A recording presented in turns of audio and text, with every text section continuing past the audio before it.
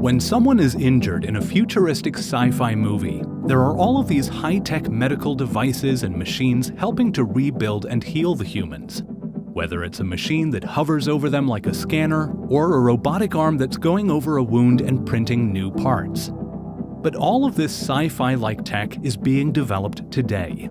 And this video looks at all of the ways 3D printers are making it happen. There are already 3D bioprinters that use bioinks made from human cells, which means that something biological, such as bones or cartilage, can be printed now. 3D printed titanium is already being used to replace human parts. And next-gen prosthetics can also be hooked up to the internet. What if a prosthetic arm could download a program to play a song on the piano, allowing humans to download new skills? And could we soon be seeing prosthetics that will give humans super strength and speed? As 3D printed parts and robotic prosthetics become more human, and humans become more artificial, will we have to change the definition of what it is to be human? There has been a lot of talk about Elon Musk's brain-to-computer interface company Neuralink, because they have been showcasing their latest updates and how they are able to now measure brain activity in pigs. Elon Musk's goal is to solve brain and spinal problems using this brain-to-computer device. Though it seems in the realm of science fiction, this is something that can be done on a DIY and basic level today with the help of a 3D printer. OpenBCI is an open-source brain-to-computer interface that anyone can 3D print and build at home. The structure is 3D printed and electronics are then fitted. This kind of EEG headset can measure basic things like concentration, attention, along with eye and facial movements. And people who are willing to invest the time are able to build one that can control robotics and prosthetics using their thoughts alone. Prosthetics is one of the more common areas when it comes to 3D printing human parts, but today they are getting more advanced and high-tech. Open Bionics creates prosthetics using 3D printing. The Hero arm is an arm that responds to the user's muscles. Using electrodes placed on the skin, it can detect the voltage generated when someone flexes their muscles. This allows somebody to control the movements of their robotic arm. And since it is 3D printed, it makes it simpler to create different designs. And children can get new arms printed as they grow. Bionic also 3D prints prosthetic arms similar to Open Bionics, but they also 3D print augmented arms. The company sells the materials and instructions for a user to 3D print and build their own robotic limbs and human extensions, adding to the ways humans can control robots. The company is developing more advanced ways of controlling the devices, such as using the electrical activities from the brain. There are 3D printed arms that are open source and made available by eNables. This means that anyone across the world is able to take the measurements of a child's arm, plug the measurements into a computer, and it will adjust the size of the 3D model, making it ready to print. Volunteers are based in over 100 countries, ready to work on 3D printing and assembling the 3D printed arms. The eNables arms are designed for people who have a working elbow or wrist. This allows them to control the arm by bending their elbow or wrist, making the 3D printed hand open and close. Hands are a main focus within prosthetic development because a working hand allows people to do essential tasks. A child that is missing both hands is unable to feed themselves, but by having a 3D printed hand that they can open and close by bending their elbow lets them use a spoon to feed themselves for the first time. Naked Prosthetics has created finger prosthetics called the MCP Driver that are made of 3D printed stainless steel and a nylon polymer. The prosthetics can be customized, such as adjusting the number of fingers that need to be added. What about connecting 3D printed human parts to the internet to make them smarter? An Italian startup called Rejoint is building 3D printed cobalt and chrome knee replacements. Sensor-equipped headbands and socks measure how the user is loading and bending their knees. The data is sent to their surgeon, who can help improve the performance of the 3D printed knee replacement. Could we soon see prosthetics that allow humans to upgrade themselves to be better than before? We have already seen that with 3D printing and advanced materials, 3D printed parts for humans are starting to reach natural levels of performance. Soon, these printed parts will exceed the capabilities of natural ones, and next-gen prosthetics will give humans increased strength and speed. all without the risks that come with natural parts, risks such as cancers or injuries. What about adding other sensors to the prosthetics that can communicate with the internet? Could prosthetics download new music to play on the piano, or be programmed to build things, allowing humans to download new skills? In the not-too-distant future, we may see people volunteering to have their limbs amputated or organs replaced with longer-lasting, more advanced versions, letting humans upgrade themselves with different parts. Titanium alloys are being used when it comes to replacing or fixing human parts because they have a porous, bone-like structure. This leads to the artificial titanium bone acting much more like a natural bone, which may never need replacing. There are already 3D printed titanium implants for spinal conditions, helping prevent paralysis. This can be seen from a company named Emerging Implant Technologies. Another way titanium is being used is in bone implants.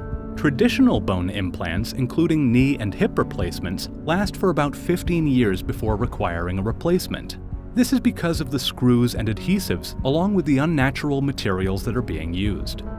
Patients around the world are just starting to get access to titanium 3D printed rib cages. If a patient has a tumor in the chest wall, it could be required that the chest wall and/or ribs be removed, leaving the vital organs unprotected.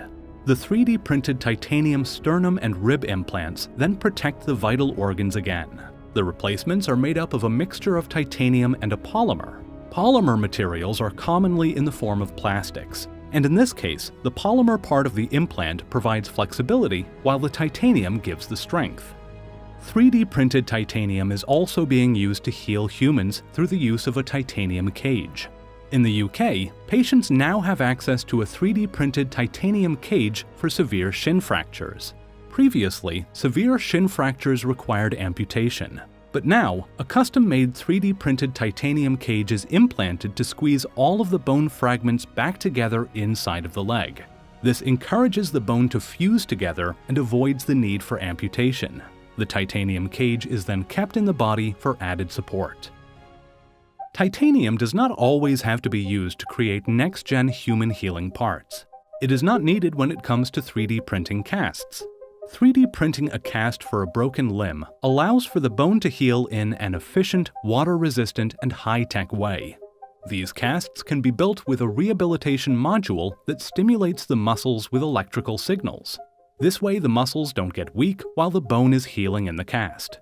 The cast can be controlled with an app and also allows doctors to monitor the progress and manage the treatment. Exovite has advertised that rehabilitation time for an injury similar to a broken arm, hand, or foot could be cut to 7 weeks, down from the 10 weeks it takes with a traditional cast. 3D printers that print biological parts are called bioprinters. Biofabrication is another name for bioprinting. Printers traditionally used for automobile design and prototyping have been adapted for bioprinting. These printers use cells and other substances to 3D print tissues and other structures. Some of the newest bioprinters have 6 print heads, so that 6 different cell types can be printed to create a complex tissue model, such as intestinal tissue. So what can these high-tech 3D bioprinters print? Scientists can 3D print structures that mimic tissues and organs which are used during clinical trials, reducing the need for using animals. Bioprinting can also be used for tissue repair. When it comes to bone tissue, bioprinters can be used for a lot of dental and jawbone reconstruction. Over 2 million people worldwide need bone grafts every day. At Swansea University, printed bones can be made in a couple of hours. They are transplanted into a patient and fuses with the natural bone over a period of months. Even eyesight can be fixed with 3D bioprinters. Millions of people worldwide need cornea transplants, which is the lens that covers the eye and focuses vision. And Newcastle University has used stem cells to create a bioink that allows the scientists to 3D print circles to form a cornea in under 10 minutes. Wake Forest School of Medicine has successfully printed skin cells onto a burn wound. Ears and nose replacements can be printed for accident victims. Scientists in Zurich are able to print a nose in less than 20 minutes. At Wake Forest University, a bladder has been printed from a patient's own cells. Because these organs are grown from the patient's own cells, it takes away the risk that the organ is rejected by the body. Liver patches are being printed to help patients until they can get a full liver transplant. Scientists have also successfully 3D bioprinted a thyroid gland as well as a patch of heart cells that actually beat. More complex organs like livers and kidneys are about 10 years away. And what does the future hold for our brains? Could we ever print a human brain? Researchers from Tsinghua University have 3D bioprinted brain-like tissue structures with neural cells that formed their own complex neural circuit that responded to external stimuli, meaning it could respond to something such as music. Think of it as a brain in a petri dish. While normal printers use ink and everyday 3D printers use plastic, 3D bioprinters use bioinks.